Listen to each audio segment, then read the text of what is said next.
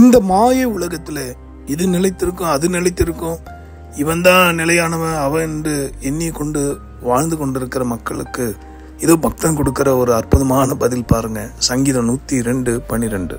கர்த்தராகிய நீரோ என்றென்றைக்கும் இருக்கிறீர், உம்முடைய பேர் பிரஸ்தாபம் தலைமுறை தலைமுறையாக நிற்கும்.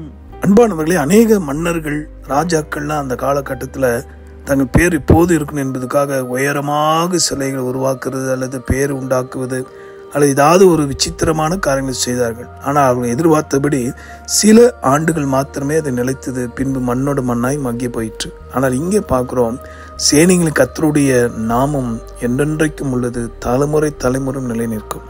இதை கேட்கிற அன்பர்களே, உங்கள் பேர் பிரஸ்தாபத்துக்காக அல்லது உங்களுடைய காரியத்துக்காக நீங்கள் ஓடுவதை நிறுத்திவிட்டு நமக்கு நன்மை உண்டாக தன்னே சிலுவையை பலியாய் தந்தாரே அவர் நாமத்தை உயர்த்துவீர்களா? நீங்கள் வேலை செய்கிற இடங்கள், படிக்கிற இடங்கள் அல்லது பிரயாணப்படுகிற இடங்கள் எல்லாவற்றிலும் எல்லா சூழ்நிலையும் இயேசுவை மாத்திரம் உயர்த்தி காட்டுவீர்களானால் இதுவரைக்கும் இல்லாத ஒரு சேமத்தை உங்களுக்கு தந்து அவர் ஆசீர்வதிப்பார். ஜெபிப்போமா? அன்புள்ள ஆண்டவரே, இந்த நிலையான சிந்தையை தாரும் அப்பா.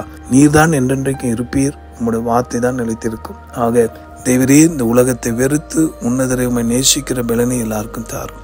எங்கள் ஜெபத்தை கேட்டீரே, நன்றி. ஆசீர்வதியும் மீட்பர் மூலமாக ஜெபிக்கிறோம் எங்கள் நல்ல பிதாவே, ஆமேன். உங்களுக்காக திருப்பி நின்று ஜெபிக்கிற உங்கள் சகோதரர் மணி ஐயர். God bless you.